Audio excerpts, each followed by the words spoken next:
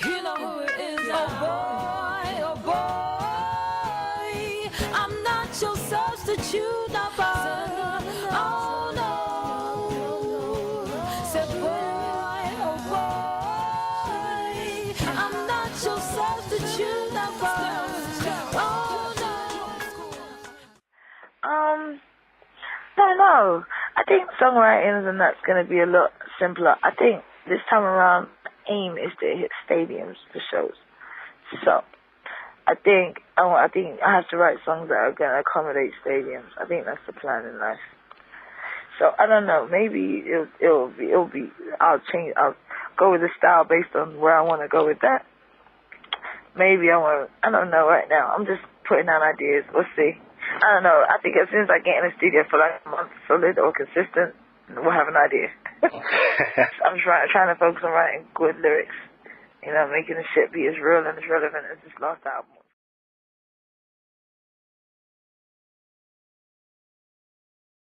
He definitely will, but I'll still be. I do it anyway. He just gets the credit because he does it too.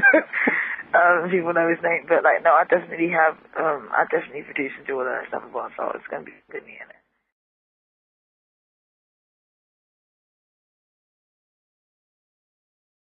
I think the MOBOs more than anything is very important, just because basically, like, you know, like a lot of the time when I was taking the time off, when I would go and do shows, I would do stuff in between. The one award that kept cropping up was, you want a MOBO? You know, and that was like a real point, like a major point for people. So I think it's important. I don't think it's one of the awards that we should take lightly, or we should just kind of be like, oh yeah, whatever, it happens, you know. It is a benchmark, and it is an award that keeps things moving for some artists, you know. So don't take it as any less than a Brit or a Grammy or anything. It's an irrelevant award.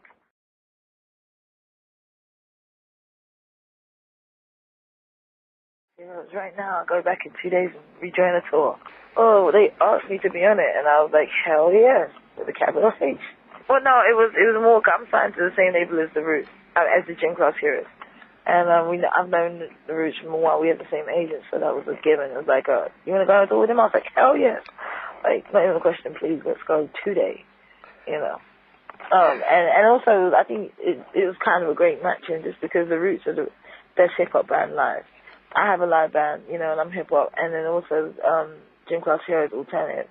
And then I'm just musical with with my stuff. So I think it was a great way to kind of mix up and have everyone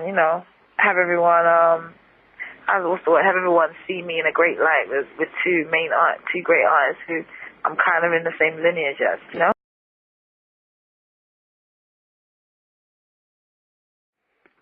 They're fun as hell. I mean, the crazy thing is the Roots are like, been doing the same thing for 15 years. I think I think they're mad at themselves right now, but they were like, we want to tour consistently at the beginning of their career. Now they're touring, they're just like, oh, fuck this. But, like, you know what, they're like the benchmark. They're like the gold standard of touring. Like, you go on tour with them, you have to be doing something great, you know? And Gym Class Heroes, they're a whole different level, too. They are that rock shit, but hip-hop. And you don't feel like, what the hell am I watching? Who's trying to be something? They really are that. It's different styles of music all meshed in one, and I think that's exactly what we all three of us do, have like too many genres in one category to be able to put on our album. What do you miss most about London? Ribena. Like, seriously.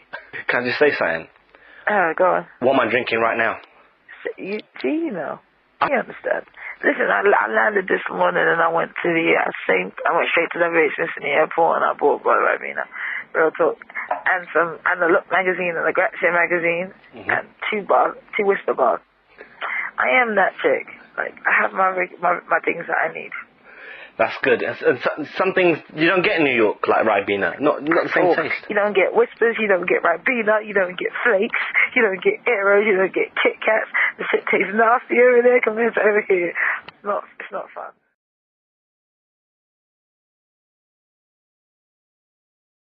You know what, the artists out there get that it's an industry. Let's be clear, like, they really are clear and not delusional about the industry at all. They know what they have to come to the game with, and they know what they're going to be taken seriously with. as opposed to what they just not gonna let fly, what's not gonna fly. So they come more or less prepared to be that artist, and that makes me laugh, because then you lose some of the realness, you lose some of the you lose some of the authenticity that we have here, where the rawness, I want to say, you know. And that's one thing that I miss about here, though. Like, you know, you kind of, you know, how everyone's too prepared to be an artist out there. Where here, which like the music is first and foremost, or I'll say like the realness is first and foremost, and then the artist part, the interviews, the grooming, all that stuff comes second, which is the way it should be. So that I kind of miss that a little bit. It's a different headspace, but then at the same time they have their good points too, because the industry is way more, far more developed than ours is, you know, and so things kind of slip right into a lane, and that's what it is.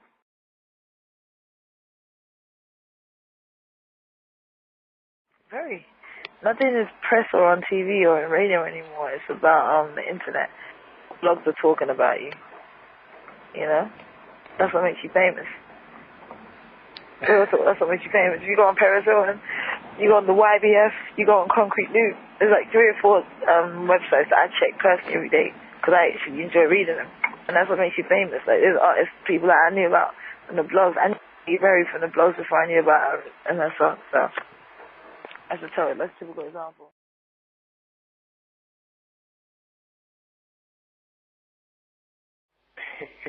The next time you talk to her in an interview, ask her about the Rum Punch, because like I remember one time she came and we were recording during Caravana time, and I have a lethal Rum Punch that I make up, and we got her nice in the studio, and that was a ball to do. You know what I'm saying? Like, Estelle, we definitely have fun, but that's because it's on a different level. That's more of a family vibe.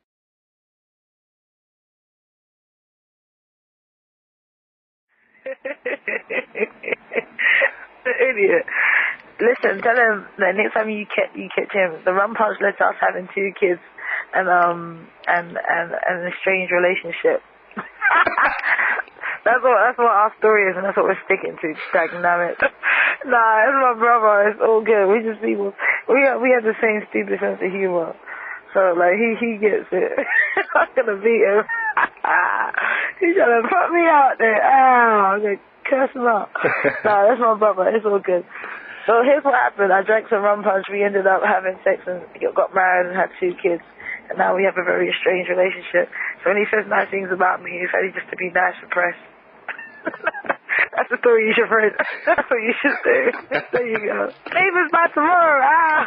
Would it be nice if I could have had your fire?